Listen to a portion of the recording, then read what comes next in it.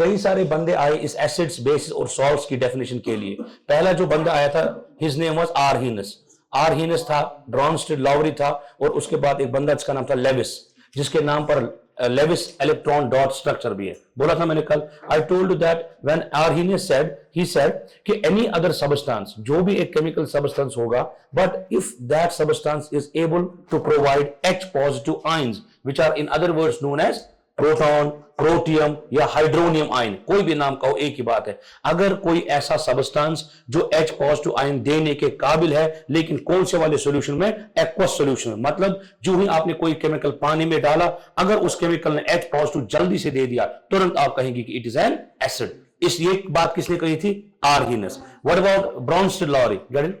What about Bronsted Lowry? He said if anything is able to produce H positive ions, almost a similar concept है, then we can clearly say it is an acid. अच्छा, लेकिन when it comes to Lewis concept, he said if any substance, chemical substance is able to simply receive or accept a pair of electrons, we will simply call it as an acid. तो ये था Levi's का concept. अच्छा, उसके बाद अगर हम इसके ऑल्टरनेटिव वे में देखें कि बेस किसको कहेंगे, sir it is very easy now to understood. Why? Because since you said that there are 3 persons who disclosed the definition of the acid as well as the base. If anything is providing H positive in solution, it's an acid. According to Arrhenius, if any substance is providing OH negative, H positive को कल हमने कहा था, इसको हम कहते हैं बेटे या तो प्रोटियम और हाइड्रोनियम और प्रोटॉन, सिंपली या तो प्रोटियम आयन, हाइड्रोनियम आयन, और simply we can also call this as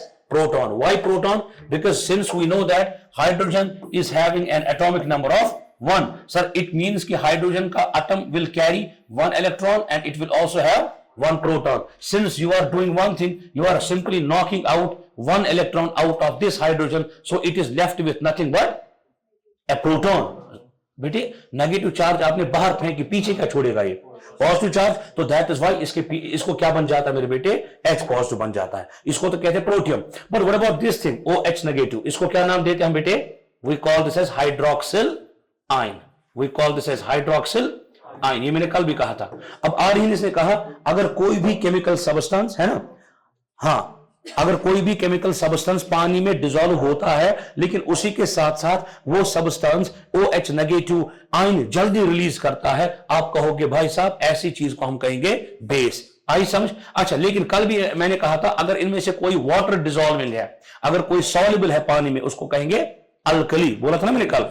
तो मैंने कहा था कि bases and alkalis they differ in the solubility only. Done. फिर मैंने कहा था all alkalis are bases, all alkalis are bases, but not the reverse is true, not always. मैं नहीं कह सकता but all bases are alkalis because some are not. अच्छा, उसके बाद ये आप उसमें भी समझते हैं रीजनिंग में, स्टेटमेंट एंड कंक्लूजन, जब आप बोलते हैं all men are dogs, है ना? हाँ? ऐसा नहीं बोला सर ने कभी। मैं जब मैं स्टार्ट करता हूं ना, मैं ऐसे ही स्टार्ट करता हूं जब मैं रीजनिंग पढ़ाता हूं, है ना? एंड मैं कहता हूं फिर उसके बाद all women are dramatic, है ना?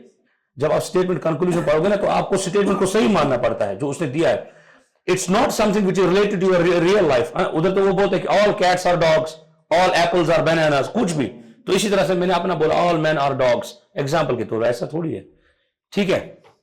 अच्छा, उसके बाद हमने देखा था this is acid and this is base. Now the thing is what are actually salts, what are actually salts. लेकिन उससे पहले कल मैंने एक और बात आपसे कही थी कि किसी भी चीज को आप कैसे एक स्ट्रॉन्ग एसिड और कैसे एक वीक एसिड कह सकते हैं। मैंने कहा था स्ट्रॉन्ग एसिड वो होता है जिसके पास हाइड्रोजन की क्वांटिटी, मिकदार ज्यादा।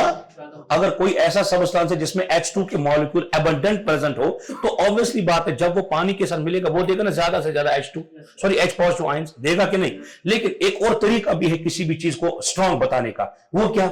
अगर कोई भी केमिकल सबस्टेंस जिसके पास हाइड्रोजन होगा, अगर वो तुरंत से तुरंत H पॉजिटिव आयन देता है मुझे, whenever any substance, since you dissolved that in water, if that substance is able to produce H positive ions but very rapidly, very quickly, very readily, you will simply call it's a strong acid. Example के तौर पर HClO4, example के तौर पर HCl, H2SO4.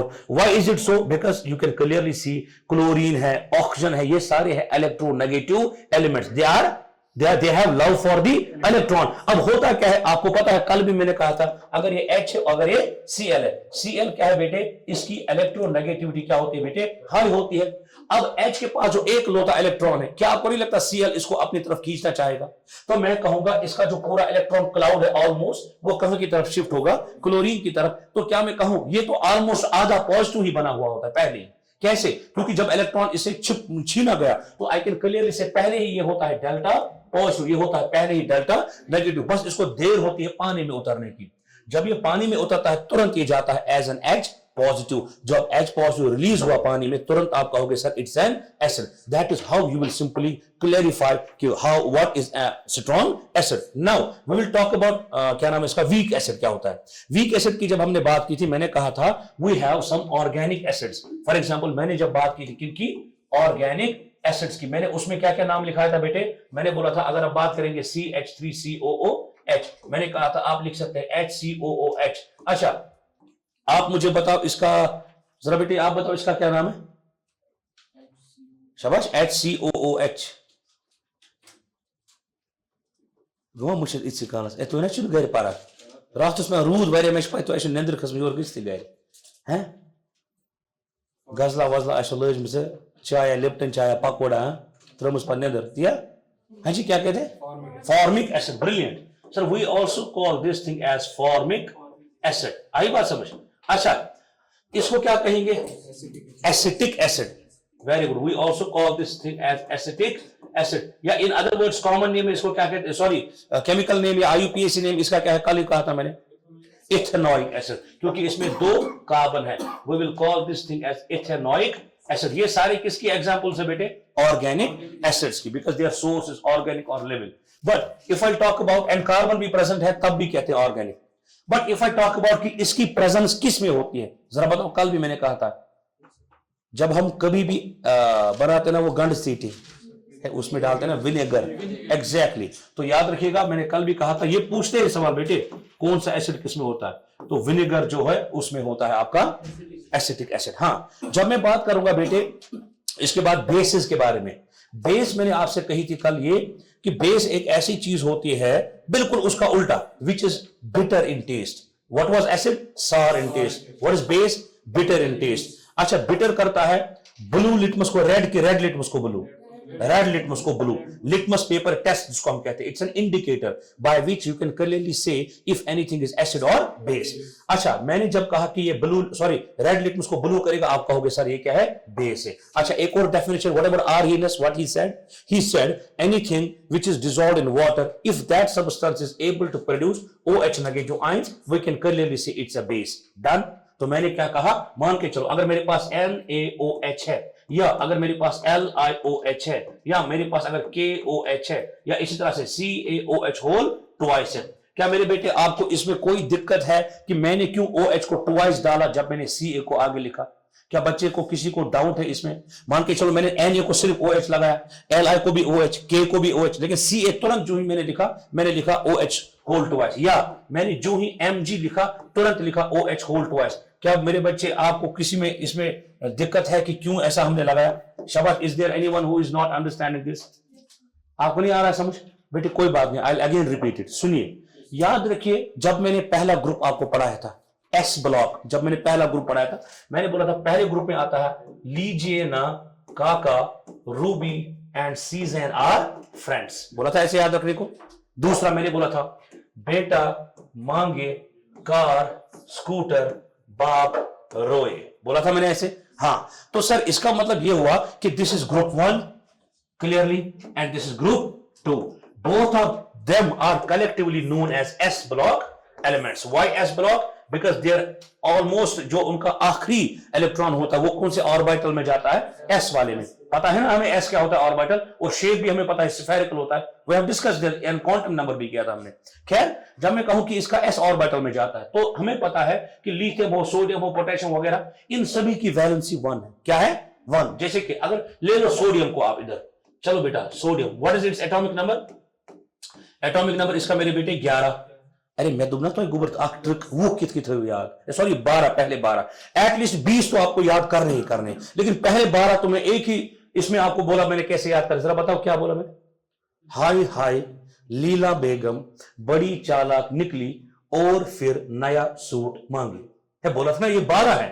तो ऐसे भी आप याद करो ना, फिर कब याद करोगे आप? पीरियोडिक टेबल ले लो, वो ट्रिक अपनी जगह लिखो, जैसे मैं नीचे भी दिखा रहा हूं ट्रिक, अक्रॉस भी दिखा रहा हूं ट्रिक, या जैसे मैंने कल रिएक्टिविटी सीरीज का बताया था, केदारनाथ का माली आलू जरा फीका पकाता है, ये सारी चीजें ऐसे ही याद होती है। आई बात समझ? अच्छा, तो मैंने जब कहा कि इसका एटॉमिक नंबर 11 है, अच्छा 11 एटॉमिक नंबर होने का मतलब क्या है बेटे? इसके पास कितने इलेक्ट्रॉन और प्रोटॉन है?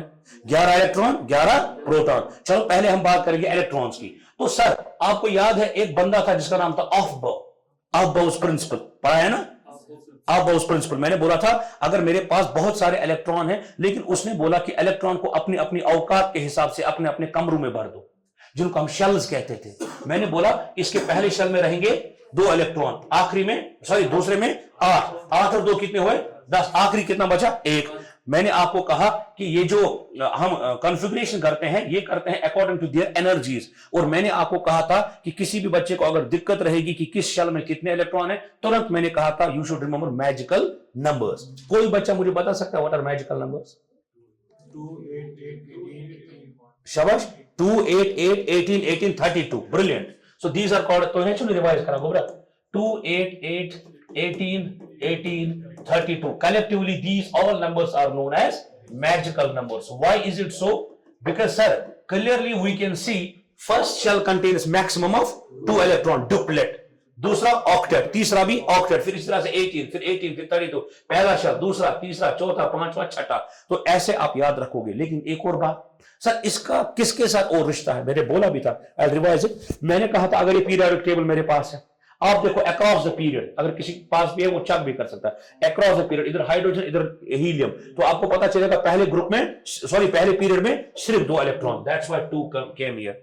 दूसरे पीरियड में 8 इलेक्ट्रॉन, तीसरे पीरियड में 8 इलेक्ट्रॉन, और आगे आगे जब आप देखोगे हर एक पीरियड में इतने इतने। हाँ yes, that is why these are magical numbers. हो गए 2 चीजें। इसका फंक्शन समझ आया क्या है? पहला, the number of shells the number of electron which every other shell should contain, maximum. What else? We also got an idea from these numbers that how many elements should be present across the periodic table. That is why these are again known as magical numbers. What else can we actually derive from these magical numbers? So we can derive one more thing. Let me tell you how. For example, if this is sodium, if this is lithium, I already know its atomic number. What's its atomic number? 3 है ना, hydrogen helium lithium, तो its atomic number is already 3, it is understood. Now how can I find the atomic number of sodium? I need to add 8, 3 और 8 कितने हुए? 11, तो atomic number of sodium is 11। अब मुझे potassium का करना है, कितना ऐड करूं?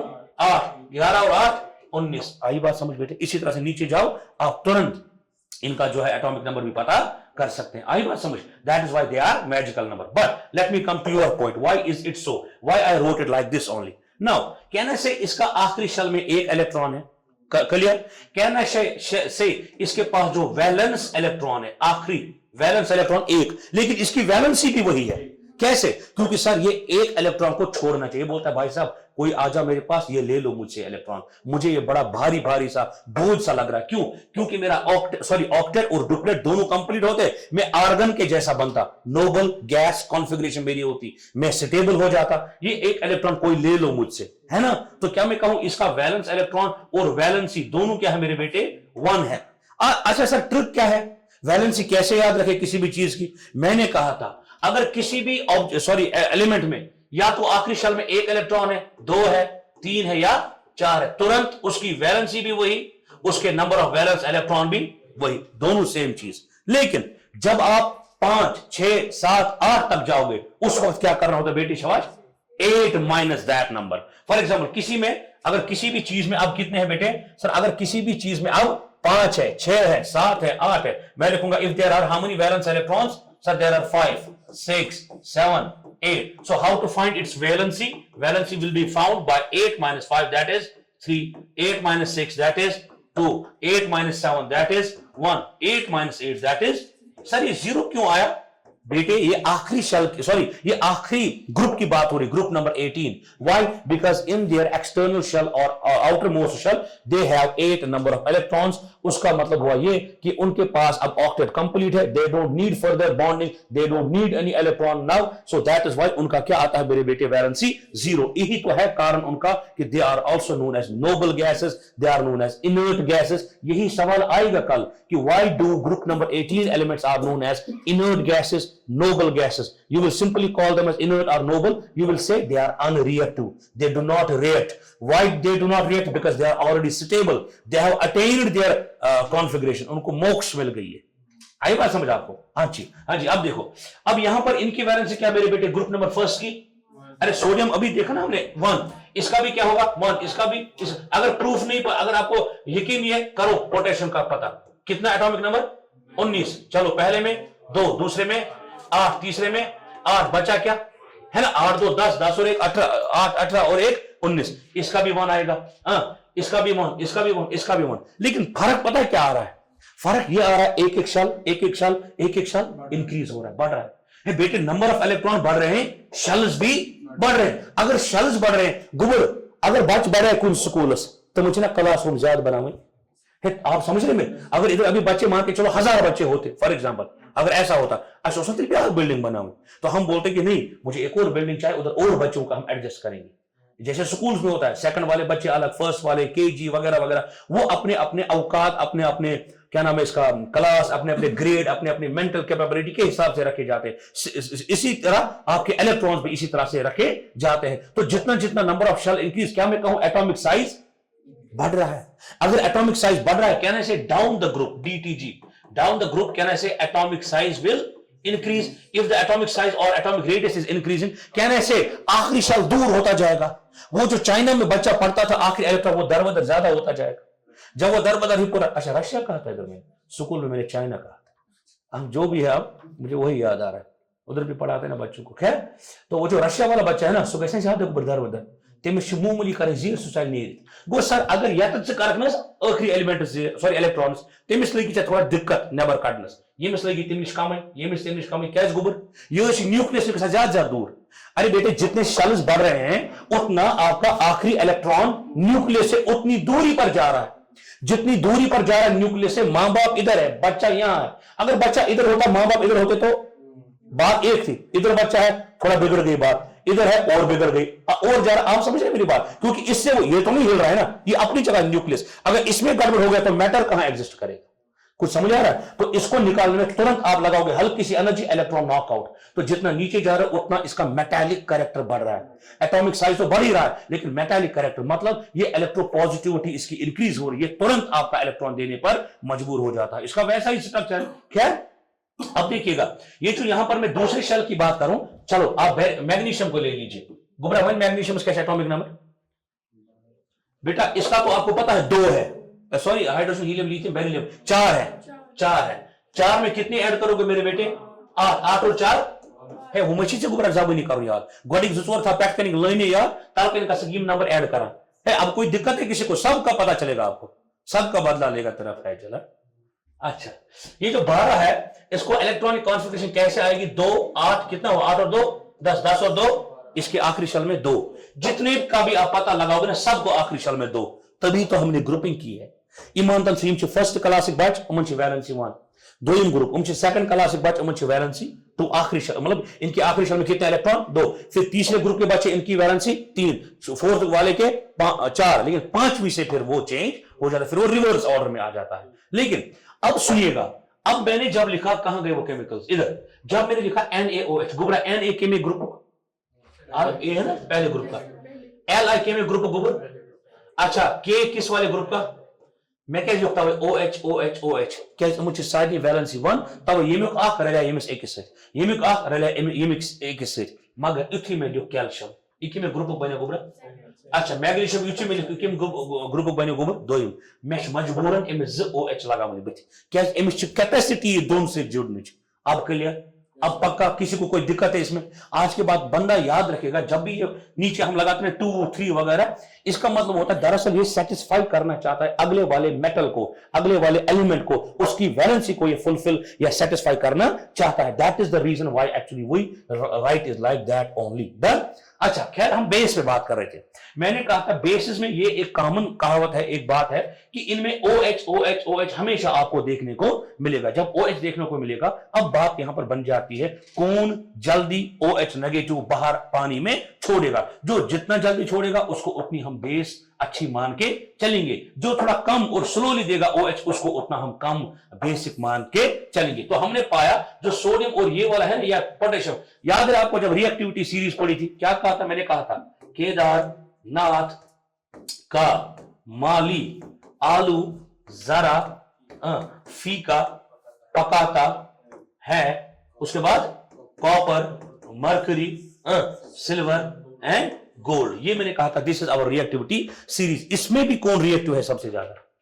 Potassium sodium. तो जब पोटेशियम सोडियम या लिथियम जब इनका होगा पेयर, तो ये तो ऑलरेडी रिएक्टिव है, ये तो तुरंत तोड़ने पे ही मजबूर है। मतलब तो जब इनको पानी में डालोगे तुरंत ऐसे जो है ना घुल जाएंगे उसके साथ, तो तोड़ेंगे अपने आप को। जैसे कि इधर जब ये तोड़ेगा अपने आप को, ये बनेगा Na positive plus OH negative. तो हो गया ना OH नेगेटिव के साथ ही मेरा गर्ज है।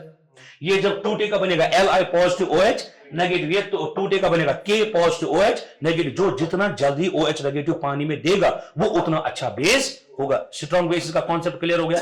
पक्का। Now after that we saw a concept called pH, a concept called what? pH. And in that particular thing I told you pH बोले तो it is the potential of hydrogen. Sir ionisation strong acids में क्या होती है और weak acids में क्या होती है? आयोनाइजेशन बोले तो देखो, इन्होंने कहा कि there is a thing called ionisation. Ionisation होने का मतलब होता है कोई भी चीज कब आयन बनता है। इनका मैं कॉन्सेप्ट ले लूंगा। इन्होंने कहा there is a thing called ionisation energy, IE। फिर इसके भी टाइप है, इसको हम बोलते हैं बाद में IE1 IE2। अब ये क्या चीजें होती है? डरो मत, आतन खोचन के। इसका मतलब हुआ अगर किसी भी एटम को आपको आयन बनाना है, याद रखना, if there is an atom done and atom electrically, पहले क्या होता है मेरे बेटे? पहले होता है हमारा atom electrically neutral. our atom is initially and earlier, for example, electrically neutral. How? Because we know in an atom there are equal number of shabash electrons and equal number of protons. Sir जितनी positive charge उतनी ही negative charge. तो atom क्या हुआ? Electrically neutral. लेकिन इसको ion बनने पर कब हम मजबूर करते हैं? जब या आप इसका एक इलेक्ट्रॉन छीनो या और एक्स्ट्रा दे दो, वो तब दिक्कत करता है, तब वो आयन बनता है। मिसाल सर मेरे पास अगर सोडियम है, नॉर्मली सोडियम Na, इसका अभी आपने देखा एटॉमिक नंबर 11, इसका अभी हमने देखा पहले शेल में 2, दूसरे में 8 और तीसरे में 1। तो तुरंत हमने क्या कहा? हमने बोला चलो भाई साहब ये हो गया आज का इसका न्यूक्लियस। कितने प्रोटॉन न्यूक्लियस में? कितने प्रोटॉन न्यूक्लियस में? 11। अरे जितने प्रोटॉन है उतनी इलेक्ट्रॉन है, तो 11 प्रोटॉन न्यूक्लियस में। ये पहला शेल, ये दूसरा और ये वाला तीसरा। इसमें कितने इलेक्ट्रॉन? 2, इसमें 8 और इसमें 1। तो जितने सारे इलेक्ट्रॉन उतने ही neutral. It is electrically neutral. Done. But how can I actually make this as an ion? Now remember, अगर मैं एक काम करूं, ये जो बाहर है ना रशिया वाला बंदा, कौन वाला? ये वाला। अगर मैं एक काम करूं, किसी भी तरह से इसको बाहर निकालने की कोशिश करूं, अगर मैं इसको नॉकआउट कर दूं, क्या करूं बेटे? नॉकआउट। But how? क्या इसको एनर्जी चाहिए? आप कहेंगे हाँ, वरना कहां हिलेगा ये। अरे इसको दरबदरी तो है ऑलरेडी, लेकिन इसको कुछ तो दो लालच ताकि ये पूरा ही बर्बाद हो जाए। सॉर्ट ऑफ ऐसा हम कहते हैं। मतलब इसको कुछ तो चाहिए ना एनर्जी ताकि ये बाहर निकले। क्योंकि चलो मान के चलते हैं इसके ऊपर कम पुल है, किसका? न्यूक्लियस का। स्टिल पुल तो है, शल में तो है, अपने घर में तो, कमरे में तो है। इसको बाहर निकालने के लिए यू नीड एनर्जी, उसको कहते हैं ionisation energy. Done. What is an ionisation energy? Ionisation energy is the minimum energy required for an electron to get knocked out of the outermost shell from a neutral gaseous atom. आप ये लिखेंगे, मैं लिखवाऊंगा आपको ये। आप लिखो ionisation energy, क्योंकि मैंने इसमें लिखा न्यूट्रल और लिखा गैसियस एटम, इसी में बताऊंगा क्यों बोला मैंने ऐसे। आप लिखेंगे आयोनाइजेशन एनर्जी और एंथैल्पी, इसका दूसरा नाम है आयोनाइजेशन एनर्जी और एंथैल्पी, ENTHALPY। आयोनाइजेशन एनर्जी और enthalpy refers to refers to, लिखा, minimum amount of energy, refers to minimum amount of energy, minimum amount of energy that needs to be provided, minimum amount of energy that needs to be provided, that needs to be provided for an outermost electron, for an outermost electron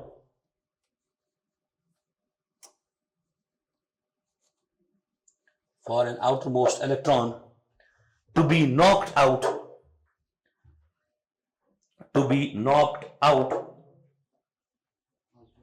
to be knocked out of the neutral gaseous atom, of the neutral gaseous atom, ये दोनों underline करना, of the neutral gaseous।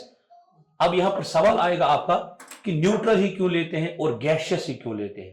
पहली चीज, ion किससे बनेगा मेरे बेटे?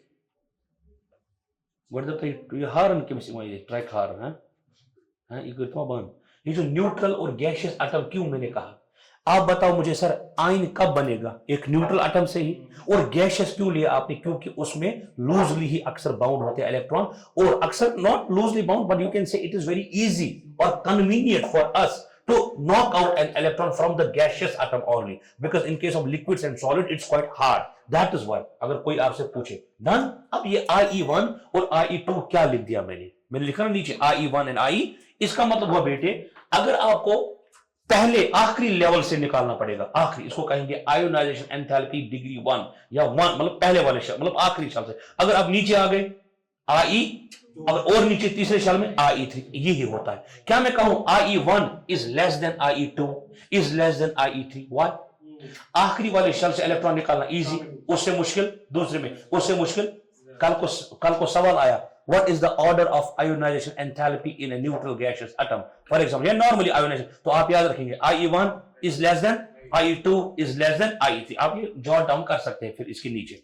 समझ आओगे कॉन्सेप्ट? मगर इन्होंने कहा कि एसिड्स में इनका क्या रोल है। ऑब्वियसली बात है, जब किसी भी चीज को आप आयन बनाना चाहते हो, H पॉजिटिव बनाना चाहते हो, तो उसको इलेक्ट्रॉन निकलवाने में अगर आपको आसानी होती है तो आयोनाइजेशन एनर्जी कम लगेगी। अगर आपको इलेक्ट्रॉन निकालने में दिक्कत होती है तो आयोनाइजेशन एनर्जी ज्यादा लगेगी। That's what we were talking about. अच्छा, नाउ कम्स एसिड्स, सॉरी क्या नाम है इसका, सॉल्ट्स।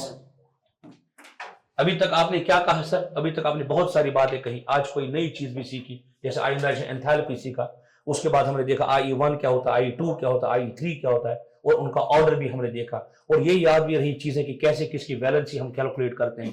ये भी पता चला कि वैलेंसी और वैलेंस इलेक्ट्रॉन में क्या अंतर है, और हमने अब ये बात याद रखी क्यों होता है कि CaOH होल ट्वाइस या MgOH होल ट्वाइस होता है, लेकिन लिथियम, सोडियम, पोटेशियम के साथ जब OH होता है तब एक एक बार होता है, LiOH, NaOH, KOH, क्योंकि दोनों की वैलेंसी 1, लेकिन जब Ca के साथ मिलेगा तो उसकी वैलेंसी 2, इसलिए आप लिखते हैं CaOH होल ट्वाइस।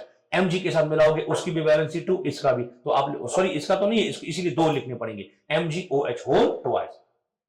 आप बताओ MgOH होल ट्वाइस का कॉमन नेम क्या है? समझ बता, नहीं याद आ रहा है? आप बताओ। Milk of magnesia, very good. Milk of magnesia मैंने कल ही कहा था, MgOH होल ट्वाइस, तो ऐसी करा तो क्रॉस चेक, तो मैं कर पा रहा, I have an idea now. Right now, salt क्या होता है, पहले इसको समझने की कोशिश करेंगे बेटे। What is actually salt? Sir आपने जब वो केमिकल रिएक्शन पढ़ाई थी ना, उसमें आपने टाइप्स ऑफ रिएक्शन में बोला था कॉम्बिनेशन, डिकम्पोजिशन, फिर डिकम्पोजिशन में बोला था आपने thermal decomposition, electrolytic decomposition, pyrolytic decomposition, फिर आपने कहा था डिस्प्लेसमेंट, फिर डबल डिस्प्लेसमेंट, फिर नीचे नीचे आते आते एक बार आपने कहा था न्यूट्रलाइजेशन रिएक्शन। क्या किसी को याद है वो रिएक्शन? मैंने आपको नीचे आते आते हुए कहा था, जब हमने टाइप्स ऑफ रिएक्शन पढ़े एट द लास्ट स्टेज और द लास्ट जो हमारा उसका टाइप था ऑलमोस्ट, मैंने कहा था there is a reaction called neutralisation reaction. Can anybody quote me that what is neutralisation reaction? गोरा थे सुबह पढ़े नेबर ने के वाश करके अगर किए नहीं गोरा थका नहीं इंसान अद क्या वन जल्द यार, क्या गई न्यूट्रलाइजेशन रिएक्शन? चलो हमें क्या मिलता है?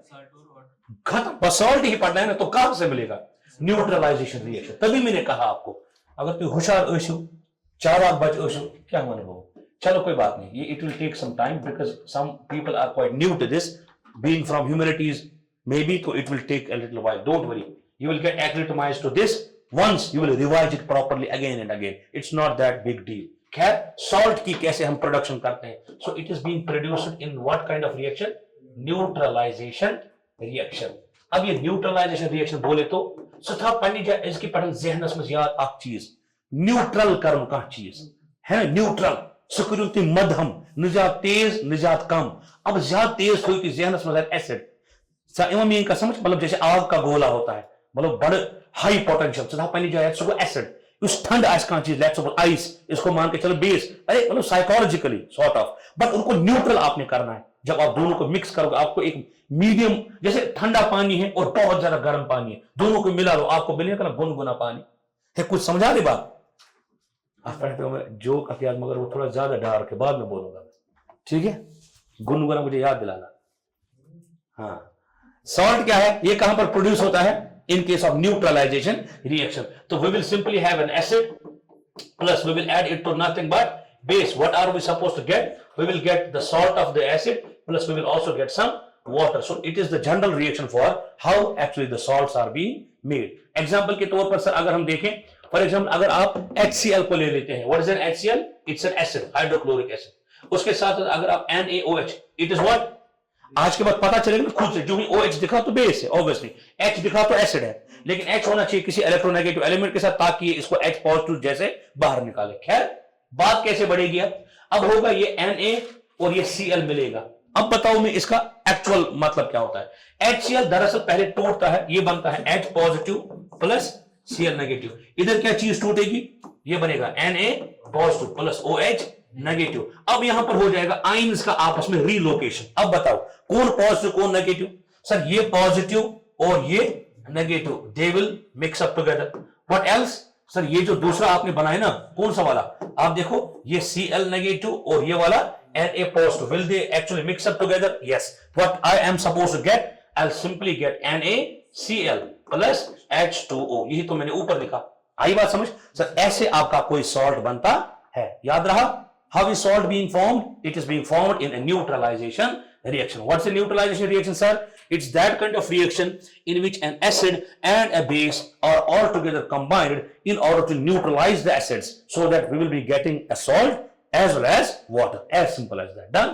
अब देखो दूसरी बात। अच्छा, कोई और एग्जांपल लिख सकता है इसमें कोई बंदा? हाँ, यस, आप लिख सकते हो। मान के चलो H2SO4 प्लस आपने लिखा लेट्स सपोज NaOH, इस वक्त क्या निकलेगा इसमें से?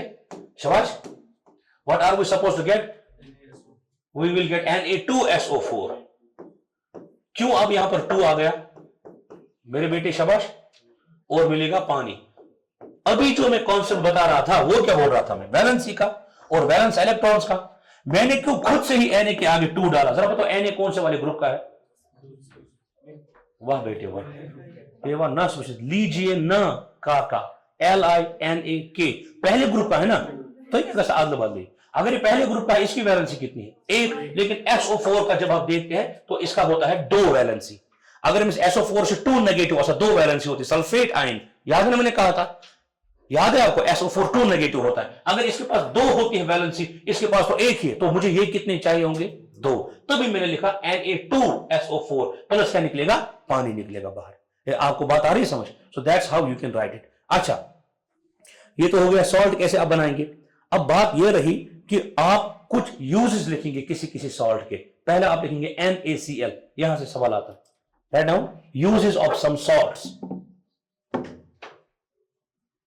क्या कहते हैं NaCl को? एक और नाम, कॉमन सॉल्ट, टेबल सॉल्ट, जो भी आप कहो। Right now uses of some salts. पहला लिखेंगे हम किसका? नमक का, टाटा नमक, NaCl। We call this as common salt और टेबल सॉल्ट। अच्छा, अगर मैं पानी में नमक मिलाता हूं तो क्या मुझे मिलेगा? नमकीन पानी, उसको क्या कहेंगे? सैलाइन वाटर और ब्राइन। अरे बोला मैंने, बहुत बार पूछा गया है। आप याद ही नहीं रखते। मैंने कहा अगर मैं NaCl को किस में डालता हूं मेरे बेटे, पानी में, तो मुझे जो मिलता है उसको हम कहते हैं सॉल्ट वाटर, या उसको कहते हैं हम सैलाइन वाटर, या उसी चीज को हम कहते हैं brine. You should know the different names of these things. Brine कहो, सैलाइन वाटर कहो, सॉल्ट वाटर कहो, बात एक ही है। And we find this in oceanic water. जो ओशंस होते हैं, सी वाटर होता है, अक्सर वो कैसा होता है, नमकीन होता है। अच्छा, राइट डाउन NaCl का क्या यूज है। आप लिखेंगे it is used as flavouring agent. नमक डालते हैं ना पहली चीज किसमें, खाने में, फ्लेवर के लिए। हाँ, नून रोस्ती क्या कि मुझसे ना इसके करो एक साइड भी आता है ना। It is used as a flavouring agent in food and also in saline water, है ना, सैलाइन वाटर में भी लगता है। नीचे लिखेंगे ऑल्सो यूज फॉर पेशेंट्स। कौन से वाले patients, also use for patients of dehydration. उनको हम देते ना यही नमकीन पानी असल में ORS वाला। Also use for patients of dehydration. और कहां पर लगता है हमें ये, नीचे लिखेंगे in the manufacture of HCl। NaCl is also used in the manufacture of HCl। अच्छा, दूसरा लिखेंगे सोडियम आयोडेट, NaI, एक और salt, sodium iodate, it's called NaI, sodium और आयोडीन का सॉल्ट। नीचे लिखेंगे क्या लगता है आपको, आयोडाइज्ड सॉल्ट किस में लगता है, एक बीमारी होती है गले में, उसको बचाने के लिए। हाँ, वेरी गुड, राइट डाउन।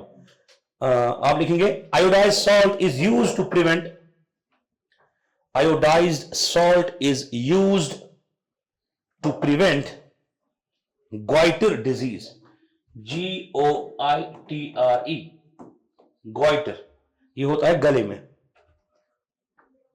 आप लिखेंगे तीसरा सोडियम कार्बोनेट। तलेवन मोनेजा गुब्रा आख क्या केमिकल फार्मूला थे, सोडियम कार्बोनेट्स।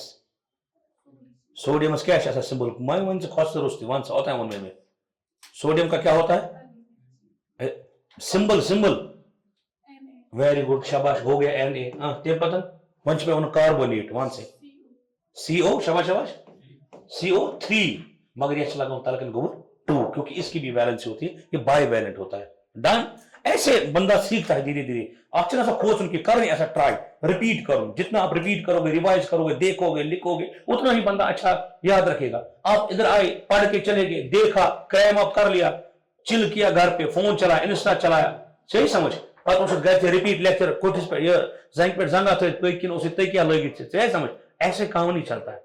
एक एस्पिरेंट का जो सेटअप होना चाहिए ना, एक एस्पिरेंट का सेटअप होना चाहिए like a real aspirant which actually sits on a chair, in front of that aspirant you do have a table।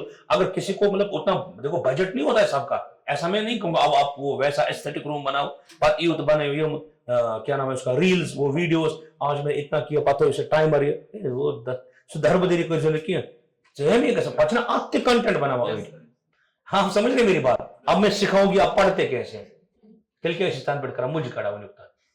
आप समझ रहे मेरी बात, आप पढ़ो ना, आपको सिंपल पढ़ना है। आप you need to work hard and work smart. आपको यह पता होना चाहिए कि लाइब्रेरी में बैठे हुए बच्चे जिसको परसों आधा मार्क्स कम था, 0.5 से वो जो गिरा तला सुकुश नाफ्रास है, आप समझ रहे मेरी बात, जो लिस्ट में आते आते रह गया, या जिसने प्री किया हो, मेंस किया हो, वो भी तो देते हैं ये वाले एग्जाम है। छना प्लान भी होना तमन ऐसा ये है, तो उस पाने कई सीरियस एस्पिरेंट तो दुश्मन खोबर आसान है ना, तो आपको उनसे लड़ना है। अब आप ये बात समझो कि मुझे जो है एक प्रॉपर भाई समय मिल रहा है, घर वाले मुझ पे ये मतलब एक स्टेप ले रहे, एक रिस्क ले रहे हैं, वरना आपको बोलते कोई और काम कर लो, शादी कर लो, कुछ और कर लो, है मिसाल के तौर पर वो, लेकिन आपको समय मिला है। You people should feel lucky that you people are here, you people are preparing for some exams. Otherwise, you can see some other persons who are involved in different kinds of, such activities like drugs and other illegal activities, या बहुत तो मुझे ऐसा बदल दो अड़े, आप समझ रहे मेरी बात, तो उमन कारण ऐसा लग मिल, मगर स्टिल पचना वना अक्सर घर फलन से नीचे इसको वो है ना, मगर पता लगे फलन से नीचे के असली करें है। मिसाल के तौर पर फॉर एग्जांपल तो इसीलिए मैं कहता हूं लोग कहने चाहिए कि आपकी तरफ देखो, ऐसा बनना होता है। आपको एक कलेक्टिव और मॉरल एथिकल डेवलपमेंट इधर होनी चाहिए। आप यहां से जाके जब घर जाओ, आपके घर वालों को कम से कम इतना तो एहसास होना चाहिए कि ये बच्चा कुछ तो अदब सीख के आया है। पहली बात तो ये, कुछ तो इसमें चेंज आई है, बिहेवियरल, आप समझ रहे मेरी बात, एथिकल, मॉरल, सुबह उठता है, डिसिप्लिन आया है, टाइम पे उठता है, कोई काम बोलेंगे करता है, बड़ा शांत है, आप समझ रहे मेरी बात। But you should be involved in different activities as well. But they should feel that this coaching is actually helpful for these guys for their overall holistic growth and multi-dimensional approach of thinking. Whenever you will simply sit in your neighborhood with any friend, that friend actually should be getting some vibe from you, some positive vibe, because you should quote some facts to that particular person. आई बात समझ लीजिए। When you will be updated with the current affairs, when you will updated with the different scenario which is happening in the current world, then only you can beat that person on any other random andbakt or whatever there is. Are you getting my point? Then only you will be having some tag that this person hasn't wasted his money or his time here only in coaching. आई बात समझ। इतना नहीं है कि फिर आप job ले लोगे बस वही आपका आखिरी गोल है और तभी आप कामयाब हो, नहीं, it's not necessary that everybody among you will be getting a job. It's harsh reality, it's a truth.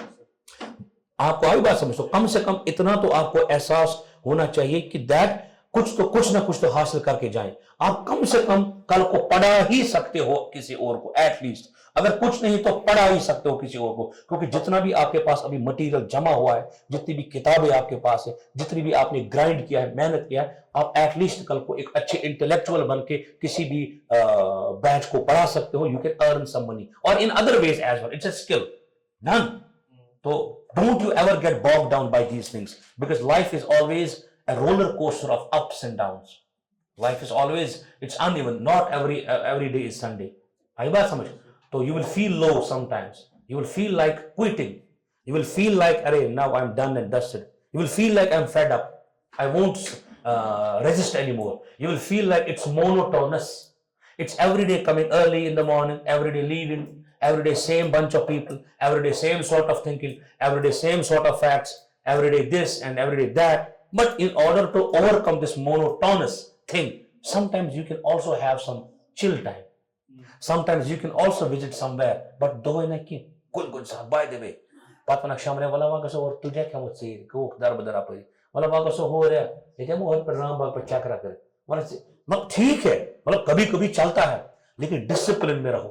कभी बाय द वे जब आपको लगे कि अरे कभी होता है मेंटल बैकग्राउंड इंसान का, ये नहीं जरूरी कि इंसान आज पत अंदर की वायरस स्ट्रांग, फिजिकली ही मे बी फिट और मेंटली ही इज फिट, बट इमोशनली बंदा कभी गिर जाता है।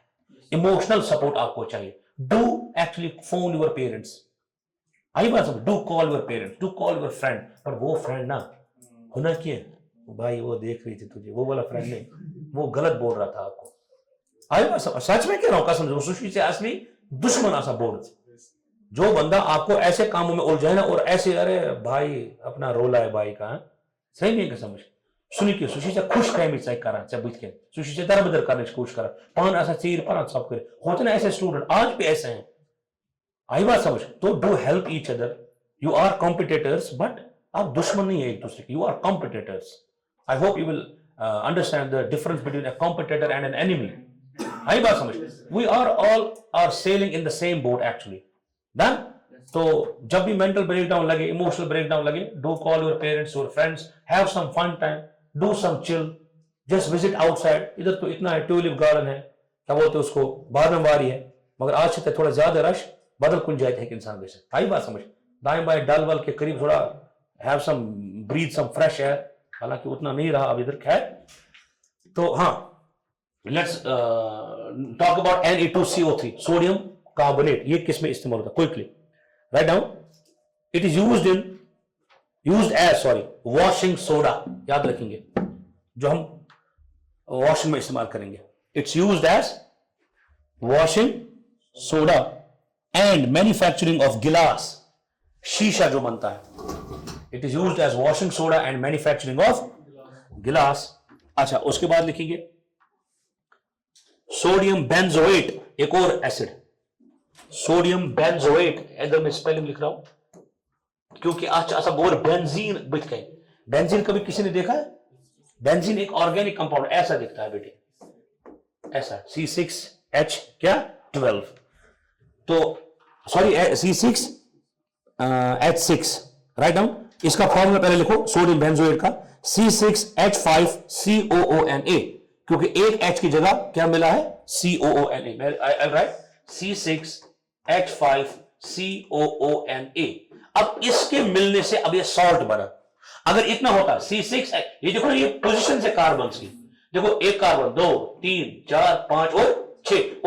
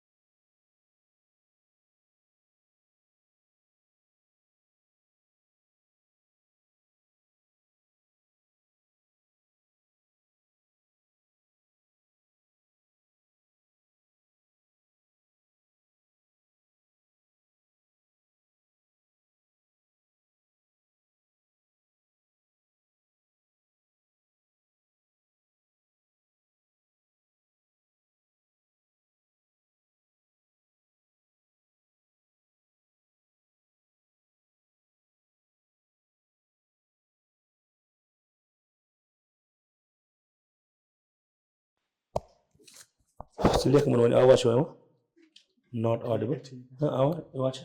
तो हम बात कर रहे थे किसकी, we were talking about a salt called sodium benzoate. मैंने कहा आपसे कि जो सोडियम बेंजोएट है वो कैसे बना। मैंने कहा इसमें दरअसल पहले था बेंजीन। बेंजीन क्या होता है, it is actually something like this, cyclic structure, ring like structure. आई बात समझ, इसको हम कहते हैं C6H6 done benzene.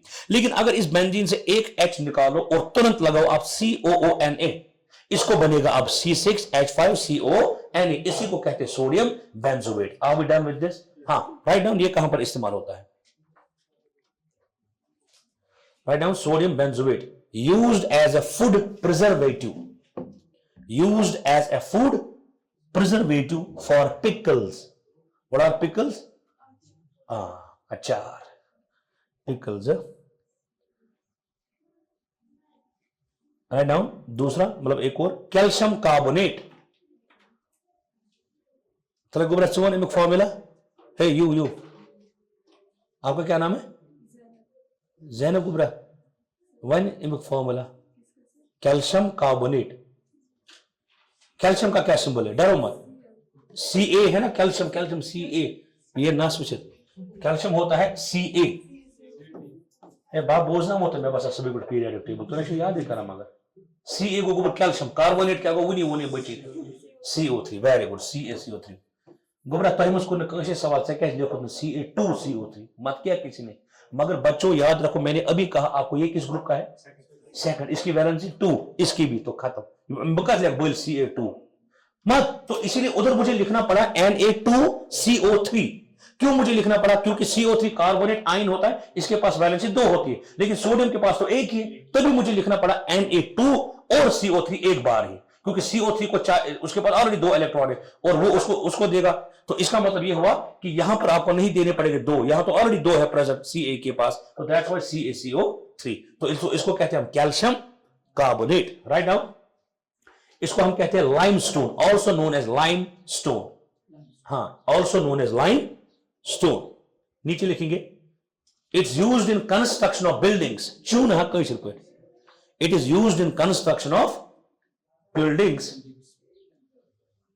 buildings, comma, used in cement industry,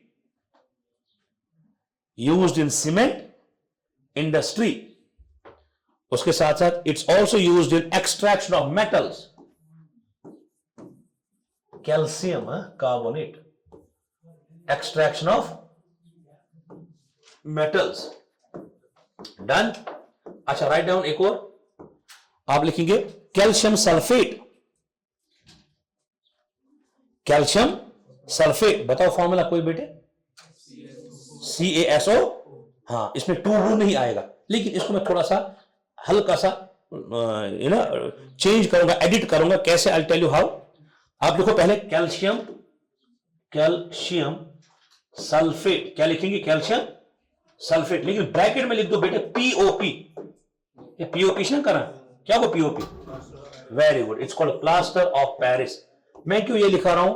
n number of times these questions are being asked direct, so the immune formula, तभी मैं जोर दे रहा हूं फॉर्मूलाज पे। हाँ, राइट डाउन इसका जो फॉर्मूला आएगा that is 2 times, write down इसका एक्चुअल फॉर्मूला 2 टाइम्स CaSO4, लेकिन साथ में इसमें थोड़ा पानी भी डालेंगे, .H2, actual chemical formula for the POP है। ये वास्तव में CaSO4 है, but we simply made this 2 times और साथ में क्या लिखा?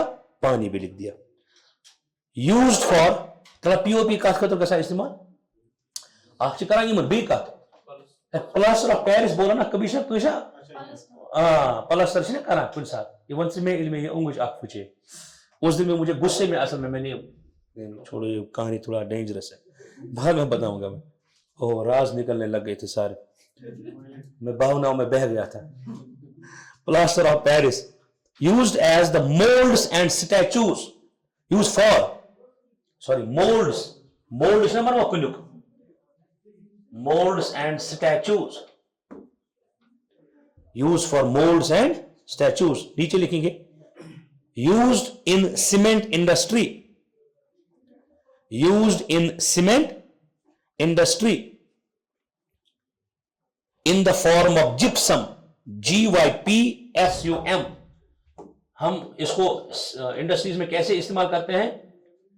जिप्सम के तौर पर। और जिप्सम का क्या लिखेंगे फॉर्मूला? यही फिर से CaSO4 2 times water, CaSO4 2 times water, and we do call this as gypsum। अच्छा, नीचे लिखेंगे एक और ब्लीचिंग पाउडर। वन गुबरा कथिस लगा ब्लीचिंग पाउडर है गुबरा, ब्लीचिंग पाउडर। हाँ बताओ, लिखो। ये जर्म्स को भी किल करते हैं ना, पानी में भी डालते हैं। Write down bleaching powder. इसको ब्रैकेट में लिखो, क्या है इसका केमिकल, इसको नाम क्या है? Calcium hypochlorite bleaching powder, calcium hypochlorite, calcium hypochlorite. इसका केमिकल फॉर्मूला क्या है बेटे? इसका chemical formula CaOCl2, calcium hypochlorite. It's also known as bleaching powder. नीचे लिखेंगे काम क्या है इसका? Used as a disinfectant, infection को हटाने के लिए, used as a disinfectant.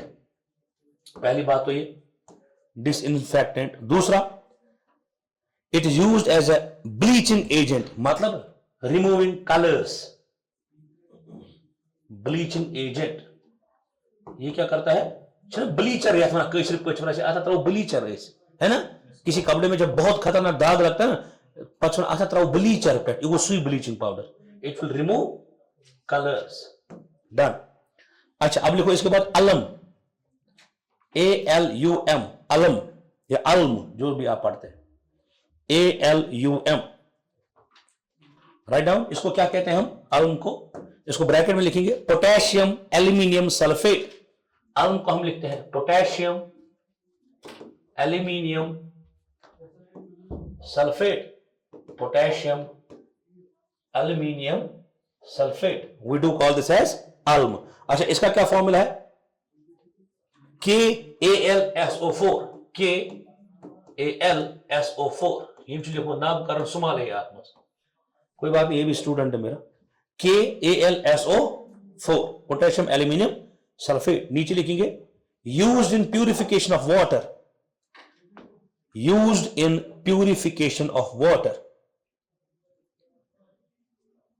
used in purification of water. दूसरा sir, it is also used in dyeing industries, मतलब मरने वाली नहीं, डाई जो करते हैं, डाई कलस वलस करा रंग, डाइंग इंडस्ट्रीज। और तीसरा इट्स ऑल्सो यूज्ड शेव छना करा नई दिस निश पचना लगावा से फिट करिए तो नाश as an antiseptic aftershave. आज वो थोड़ा बियर्ड स्टाइल आम ब्रो इस करा सारी शेव antiseptic as an antiseptic bracket में लिखिए आफ्टर शेव। एंटीसेप्टिक क्या वो जर्म्स वर्म्स को जो किल करे, दैट्स व्हाट एंटीसेप्टिक मीन। अच्छा, नीचे लिखेंगे स्टार मार करके acids are always stored in, बस मकलियो में, acids are always stored in glass containers, शीशों की बोतलों में इनको रखा जाता है। Always stored in glass containers, शीशु बोतलों में गोरा, नॉट इन मेटल कंटेनर्स। क्या है रात छिना याद में वो मेटल से एसिड छरला सुच दिमा आक मेटल सॉल्ट भी नहीं हाइड्रोजन गैस बोला था वो इकने रिएक्ट थे मेटल से करे, हां, not in metal containers to prevent the reaction with metals, to prevent, ये भी आ सकता है सवाल, to prevent the reaction with metals, ताकि आप मेटल्स के साथ इनको रिएक्ट ना करवाएं। Are we done with this? अच्छा, now since we are done and dusted with whole chemistry, इंशाल्लाह हो गया हमारा आज। अब दूसरी बात ये रखेंगे अब याद कि मैंने आपको कुछ वो एमसीक्यूज की वो लिंक्स भेजी थी। डू वन थिंग, यहां से जाओ, जितना हो सके, जितने उसमें टॉपिक्स मेंशन है, लगा लो सवाल। उससे एक बात एडिशनल पता चलेगी ये कि हमें कोई टॉपिक और थोड़ा अपने हिसाब से ऐड करना पड़ेगा। You can do that, but trust me बेटे, ओ बस अलविदा की लफ्ज वन बुआस। अब ये बात है कि अब जो है मेहनत करना अच्छे से। मैंने अपनी तरफ से इंशाल्लाह पूरी कोशिश की है टू बी ऑनेस्ट, वल्लाही, to be rational, to make you perfectly understand and to do as much as hard work and smart work for you guys, for me as well. It's helpful for both of us. आई बात समझ। और मैं हमेशा कोशिश करता हूं कि मैं रैशनल रहूं और मैं जस्टिफाई करूं अपने सब्जेक्ट को। Still there may be some, आई बात समझ, कुछ छोटी मोटी, कुछ एरर, कोई मिस्टेक, या किसी को कुछ बुरा लगा हुआ, जोर से बोला कुछ, तो pardon me for that, because you are my छोटे छोटे भाई बहन हो आप सारे मेरे। तो किसी को थोड़ा कभी मैंने डांटा वाटा वैसा नहीं है, बट मजाक ही किया, बट स्टिल किसी को थोड़ा बुरा अगर लगा हो तो pardon me for that. And I hope आप इंशाल्लाह मेहनत करेंगे और इंशाल्लाह सीट अपनी हासिल करेंगे और अच्छे और बेहतर इंसान बनेंगे इंशाल्लाह। हम सभी उसी के लिए कोशिश करते हैं। So that was my time, thank you, इंशाल्लाह सी यू सून।